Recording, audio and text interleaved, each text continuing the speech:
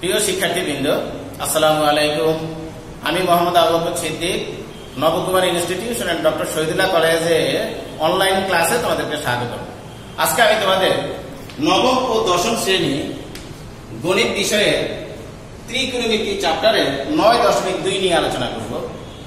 9.2টা করার আগে তোমরা অবশ্যই 9.1, 9.2 আমি এই ক্লাসটার আগে আরো 2টা ক্লাস করিয়েছিলাম ত্রিকোণমিতির উপর, পার্ট 1 এবং পার্ট 2। ও 2টা ক্লাস অবশ্যই তোমাদেরকে আগে দেখে নিতে হবে, কারণ একটা ক্লাসের সাথে এগুলি আরেকটা ক্লাসের সাথে রিলেটেড। যদি আগের 2টা ক্লাস তোমরা না দেখো তাহলে এই ক্লাসটা অনেক কিছুই তোমরা বুঝবে না।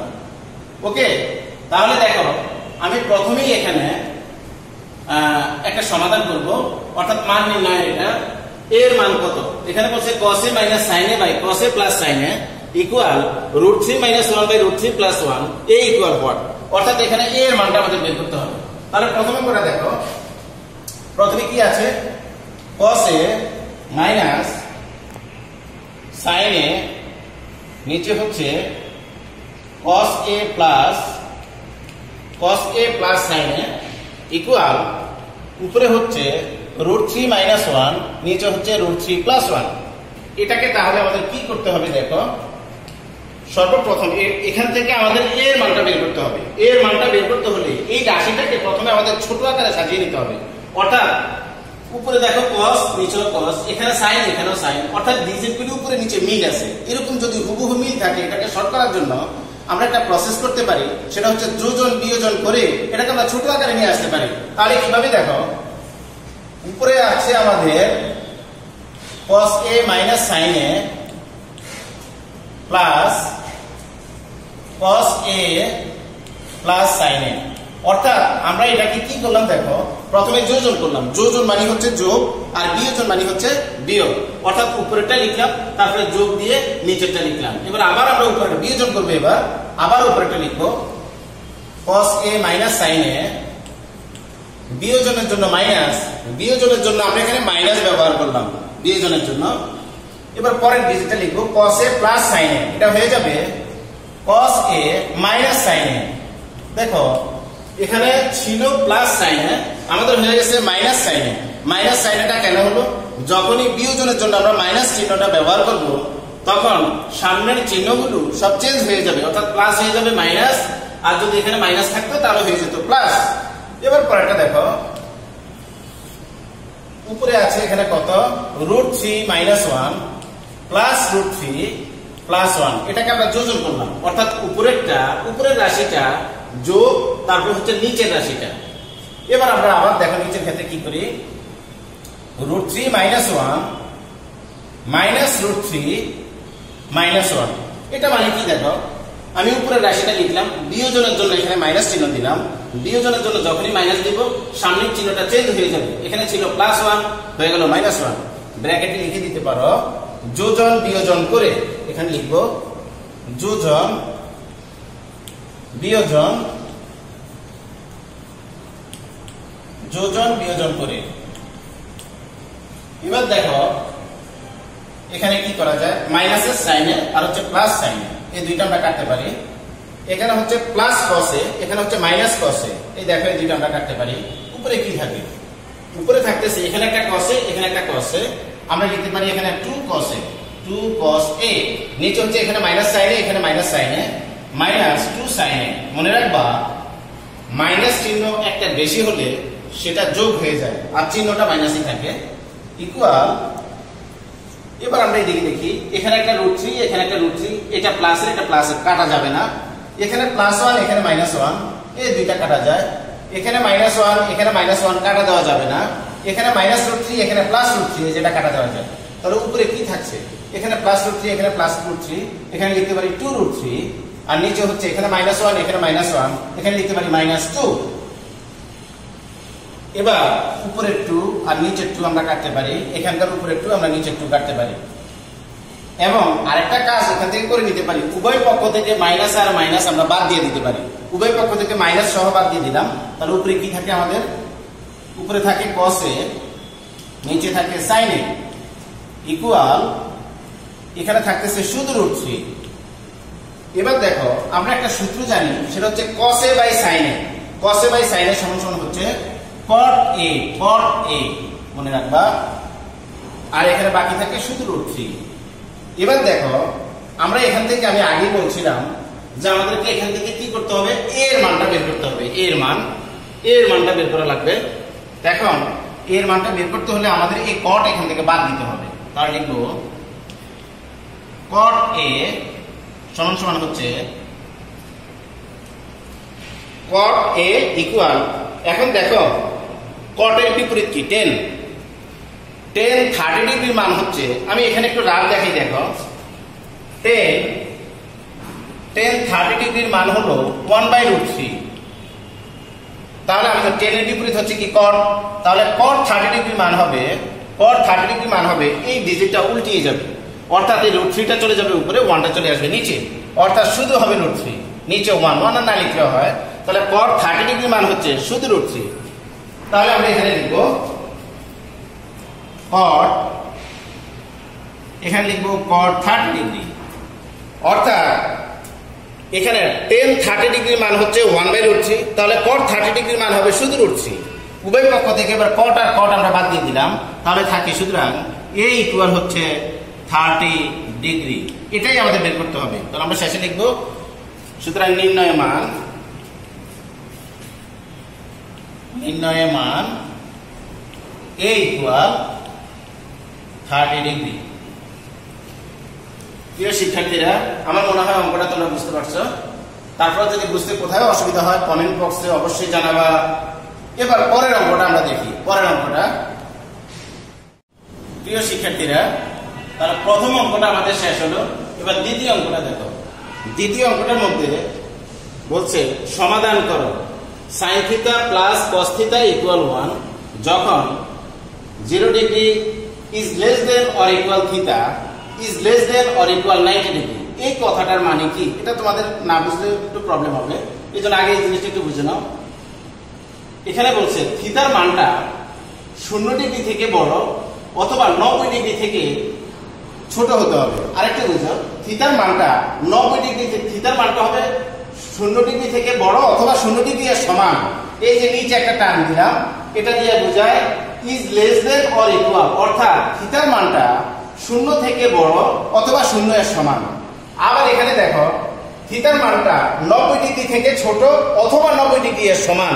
এই যে সমান কথাটা কখন আসবে, যখন দেখবা যে নিচে এইভাবে একটা টান দেওয়া থাকবে তখনই সমান। এটা দিয়ে ইকুয়াল বোঝায়, এই নিচের টানটা দিয়ে কি বোঝায়, ইকুয়াল। এবার তাহলে আমি অঙ্কটা করি। দেখো এখানে sin θ plus cos θ equal to হচ্ছে 1। এটাকে যদি আমরা সমাধান করি তাহলে কি করব, সর্বপ্রথম sin θ plus cos θ equal to 1 বসিয়ে উভয় পক্ষে আমরা এটাকে বর্গ করব। উভয় পক্ষে বর্গ করলাম, ব্র্যাকেটে লিখে দিতে পারো যে বর্গ করে। এখন দেখো এখানে একটা সূত্র হচ্ছে a plus b whole square. এগুলি তোমরা আগেই শিখে আসছো।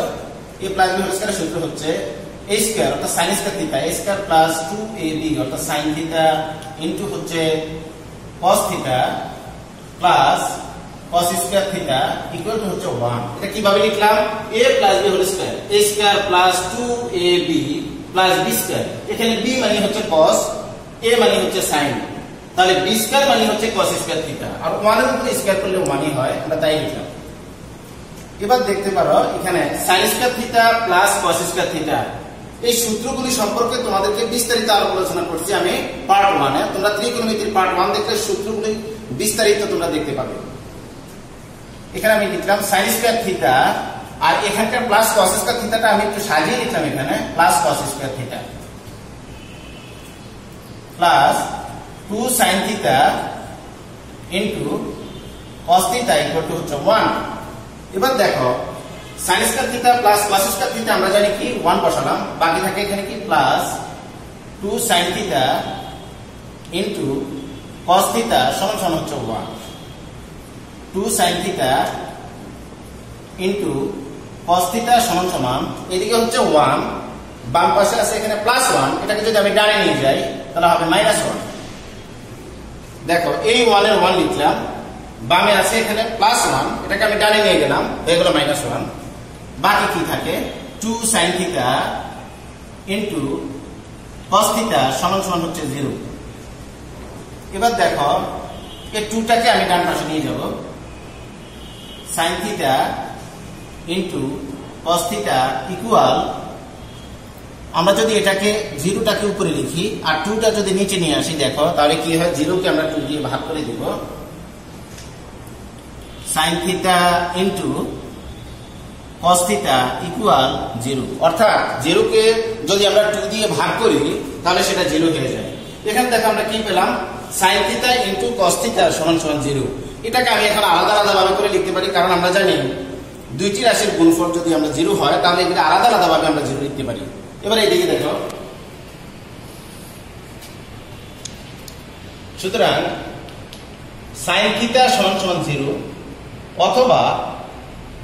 অথবা cos θ সমান হচ্ছে 0,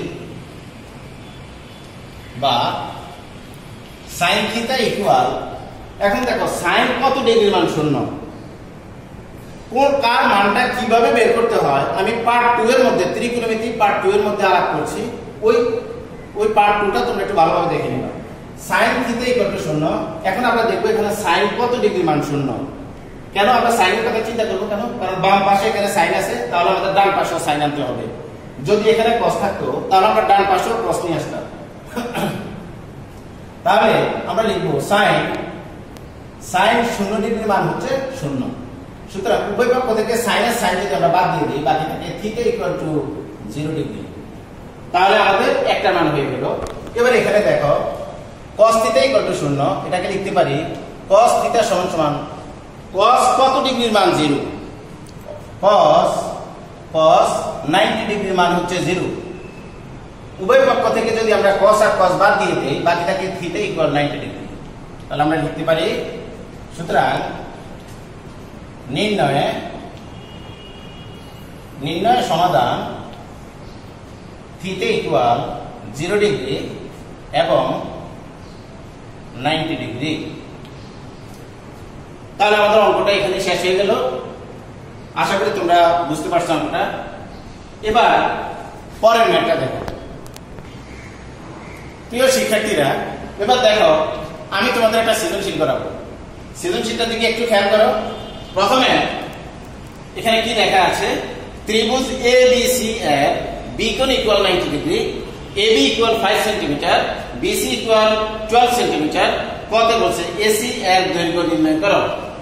খ হলো সিকোণ ইকুয়াল টু থিটা হলে sin θ plus cos θ equal what, অর্থাৎ sin θ প্লাস cos θ এর মান কত। গ নম্বর হচ্ছে দেখাও যে sec square θ plus cosec square θ equal sec square θ into cosec square θ, অর্থাৎ শেষেরটা আমাদের দেখাতে বলছে। এবার দেখো আমি প্রথমে ক থেকে স্টার্ট করি। ক নাম্বারটা কি বলছে, কটা হলো AC এর দৈর্ঘ্য নির্ণয় করো। এটা করার আগে তোমাদেরকে একটু খেয়াল করতে হবে, ত্রিভুজ ABC এর বিকোণ 90 ডিগ্রি। এখানে আগে আমাদের চিত্রটা আগে একটু এঁকে নিই।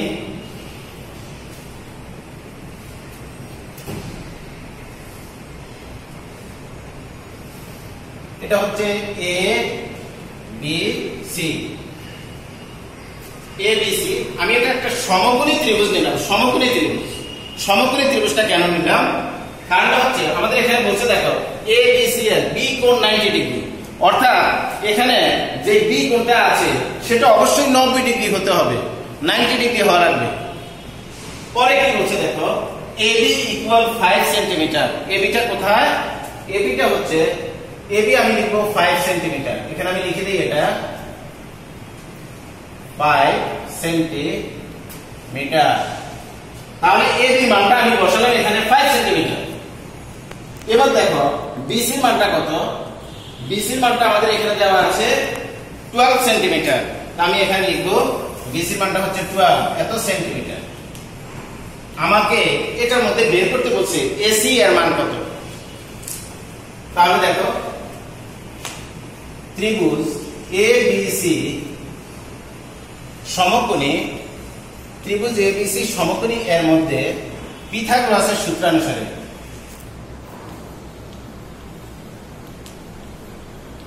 পিথাগোরাসের সূত্র অনুসারে এখন পিথাগোরাসের সূত্রটা আমাদের জানতে হবে। পিথাগোরাসের সূত্রটা কি? একটা সমকোণী ত্রিভুজের অতিভুজের উপর বর্গক্ষেত্র অপর দুই বাহুর উপর বর্গক্ষেত্রদ্বয়ের সমষ্টি সমান। এটা হচ্ছে পিথাগোরাসের সূত্র। তাহলে এবিসি ত্রিভুজের মধ্যে একটা সমকোণী ত্রিভুজের অতিভুজ, এখানে অতিভুজ কোণটা আগে তোমাদের জানতে হবে। যে কোণটা 90 ডিগ্রি থাকে তার ঠিক বিপরীত বাহুটা হচ্ছে অতিভুজ। এখানে অতিভুজটা হচ্ছে এসি, আর এবিটা হচ্ছে লম্ব, বিসিটা হচ্ছে ভূমি। তাহলে অতিভুজের উপর স্কয়ার, অতিভুজটা হচ্ছে কি এসি, আমি লিখলাম এখানে এসি স্কয়ার ইকুয়াল অপর দুইটা বাহু কি কি? একটা হচ্ছে এবি স্কয়ার প্লাস আরেকটা হচ্ছে বিসি স্কয়ার। এবার আমরা এখানে জাস্ট মানটা বসায় দিব। এবি এর মানটা কত দেখো তো? এবি এর মান হচ্ছে 5, আমি এখানে বসালাম 5 স্কয়ার প্লাস, আর বিসি মানটা হচ্ছে 12, এখানে 12 বসালাম উপরে স্কয়ার। তাহলে 5 কে যদি আমরা দুইবার গুণ করি 5 * 5 25, আর 12 কে যদি আমরা দুইবার গুণ করি তবে 144। এবার দেখো এই দুইটা যদি আমরা যোগ করি কত হয়? 9 6 আর হচ্ছে 1, অর্থাৎ 169। আমাদের বের করতে হবে এসি এর মান, কিন্তু আমরা এখানে বের করছি এসি স্কয়ার। তাহলে এই স্কয়ারটা আমাদের বাদ দিতে হবে। এই স্কয়ারটা বাদ দিতে হলে লেখা লাগবে এসি ইকুয়াল টু √169। এটাকে যদি রুট করি পাওয়া যায় 13, অর্থাৎ 169 কে আমরা রুট করলে কত পাবো? 13। তাহলে আমাদের এসি এর মান বের হয়ে গেল। প্রশ্নে আমাদের কি বলছে? এসি এর দৈর্ঘ্য নির্ণয় করো। তাহলে আমরা এসি এর মান পেয়ে গেলাম 13, এটাই आंसर।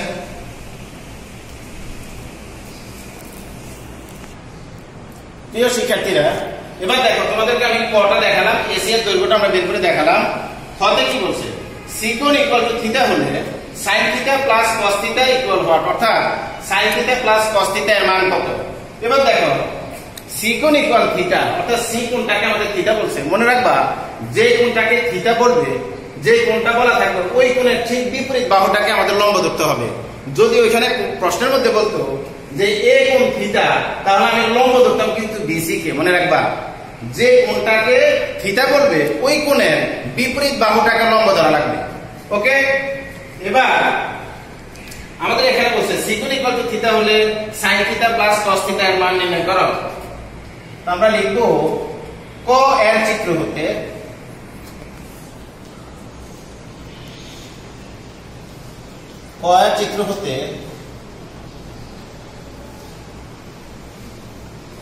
sin থিটা ইকুয়াল, এবার sin থিটা ইকুয়াল কি? একটা সমকোণী ত্রিভুজের ক্ষেত্রে sin থিটা সমান সমান হচ্ছে লম্ব বাই অতিভুজ। লম্ব কোনটা? এবিটা হচ্ছে লম্ব, অতিভুজ হচ্ছে এসি, অর্থাৎ sin থিটা সমান সমান হবে লম্ব বাই অতিভুজ। লম্বের নাম হচ্ছে এডি আর অতিভুজের নাম হচ্ছে এখানে এসি। অর্থাৎ আমাদের এবি এর মানটা কত দেওয়া আছে? এখানে 5, এবি এর মানটা হচ্ছে 5 আর এসি এর মানটা হচ্ছে 13। আমাদের sin থিটার মান বের হয়ে গেল 5/13। এবার যদি বলি cos থিটা ইকুয়াল টু কি? cos থিটা ইকুয়াল টু হবে ভূমি বাই অতিভুজ। এই সূত্রগুলি তোমাদেরকে জানতে হলে অবশ্যই আমার পার্ট 1 ক্লাসটা দেখবা, নয়তো এই সূত্রগুলি বুঝতে পারবে না। cos থিটা ইকুয়াল ভূমি বাই অতিভুজ, অর্থাৎ ভূমিটা হচ্ছে কত? ভূমিটা হচ্ছে বিসি আর অতিভুজটা হচ্ছে এখানে এসি। তাহলে আমরা কি লিখতে পারি? বিসি মানটা কত দেখো 12 আর এসি মানটা আমরা পেলাম কত? 13। এটা কোথায় থেকে পাইছি? এই 13 পেলাম আমরা ক থেকে। তাহলে আমি sin থিটার মান বের করলাম, cos থিটার মান বের করলাম। আমাদেরকে বলছে sin theta plus cos theta equal কত? তো লিখব সুতরাং sin theta plus cos theta equal sin থিটার মান কত পেলাম?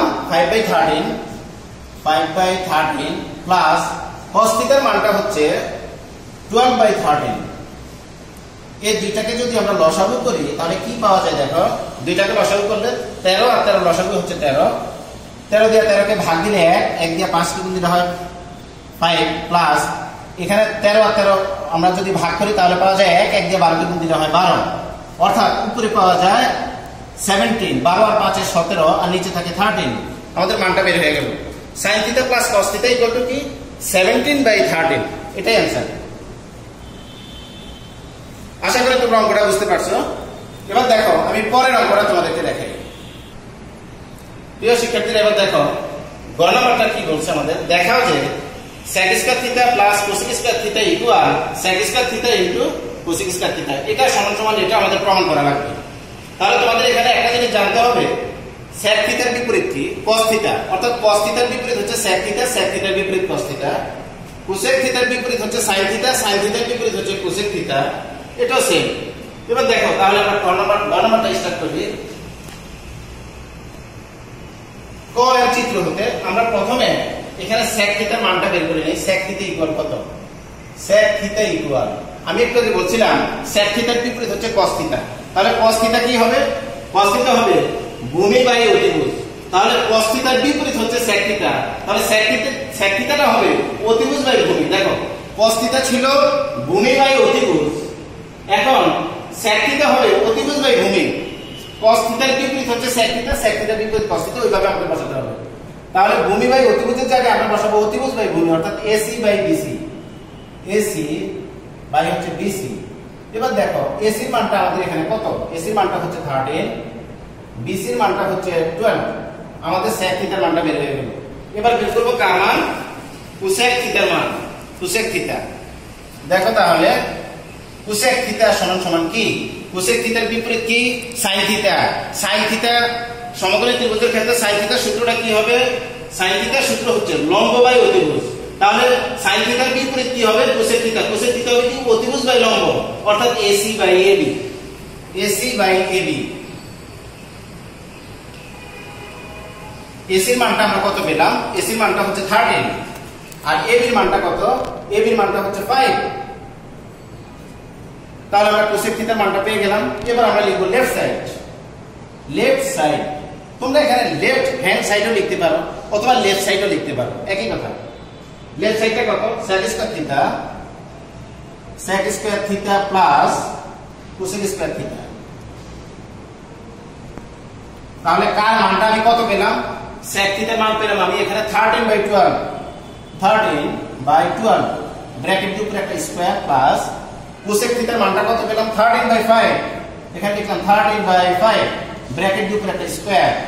এবার 13 কে যদি আমি 13 * 13 অর্থাৎ 13 * 13 পাওয়া যায় 169, আর 12 144 প্লাস এখানে লেখা যায় 169, আর 5 কে যদি আমরা দুইবার গুণ করি 5 * 5 এখানে পাওয়া যায় 25। এবার এটাকে আমাদের লসাগু করতে হবে। আমরা একটু এই সাইডে চলে আসি। এই সাইডে লসাগুটা কত হয় দেখো।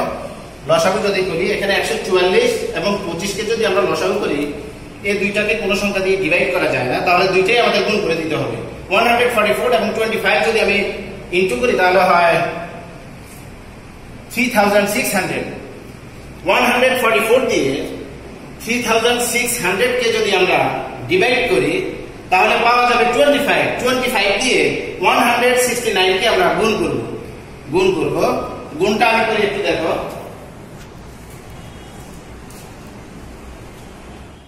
তাহলে দেখো আমি এটা লসাগু করলাম, কত পেলাম? 3600। 3600 কে যদি 144 দিয়ে আমরা ডিভাইড করি তাহলে পাওয়া যায় 25। 25 দিয়ে 169 কে যদি আমি মাল্টিপ্লাই করি তাহলে পাওয়া যায় 4225 প্লাস সেম কন্ডিশন 25 দিয়ে আমি আবার 3600 কে আমরা কি করলাম? ডিভাইড করলাম। ডিভাইড করলে পাওয়া যাবে 144। 144 দিয়ে 169 কে আমি মাল্টিপ্লাই করতে হবে, অর্থাৎ গুণ করতে হবে। গুণ করলে কত পাওয়া যাবে? 24336। দুটোটা যদি আমরা প্লাস করি, প্লাস করলে উপরে পাওয়া যায় আমাদের 28561, আর নিচে হচ্ছে 3600। এটা হচ্ছে আমাদের লেফট সাইড। এবার দেখো আমি তোমাদের রাইট সাইডটা দেখাই। রাইট সাইডটার দিকে একটু খেয়াল করো। এবার দেখো লেফট সাইডটা তোমাদেরকে দেখালাম, লেফট সাইডটা আমি মুছে ফেললাম যেহেতু জায়গা কম।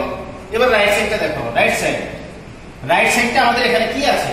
রাইট সাইডটা হচ্ছে sec square theta into cosec square theta. আমি এখানে লিখব sec square theta into cosec square theta. এখন sec থিটার মানটা আমি এখানে পেলাম 13/12 ব্র্যাকেট দিয়ে উপরে একটা স্কয়ার ইনটু, আর cosec থিটার মানটা আমি এখানে পেলাম 13/5 ব্র্যাকেট দিয়ে উপরে একটা স্কয়ার। এখন দেখো এখানে কত আসে, উপরে হচ্ছে 169, এখানে হচ্ছে 144 ইনটু এখানে হচ্ছে 169 আর এখানে হচ্ছে 25। এখন নিচে দুইটা যদি আমরা গুণ করি, নিচে দুইটা গুণ করলে দেখো কত আসে। আমি গুণ করব কারণ এখানে হচ্ছে এটার সাথে এটা গুণের সম্পর্ক, কাটাকাটি করা যায় না, কাটাকাটি যায় না। যদি কাটাকাটি করা না যায় তাহলে নিচেরটা গুণ করে আমরা নিচে বসাবো, আর উপরে যা থাকে উপরে দুইটা গুণ করে আমরা উপরে বসাবো। এখন নিচে দুইটা যদি গুণ করি তাহলে কত আসে 3600 আর উপরে 169 তোমরা যদি ক্যালকুলেটরে গুণ করো তাহলে দেখো পাবা 28561 অর্থাৎ 28,561। তাহলে আমরা লেফট সাইডে আমরা এটা পেলাম, রাইট সাইডে এটা পেলাম, আমাদের হয়ে গেল। সুতরাং left side equal right side. কি করতে বলছে দেখাও, যে আমরা এখানে লিখবো শর্ট। প্রিয় শিক্ষার্থীরা, আশা করছি তোমরা অবশ্যই আমার অঙ্কগুলি বুঝতে পারছো। তোমরা ফার্স্ট টু লাস্ট পর্যন্ত একটু ভালোভাবে দেখার চেষ্টা করবা।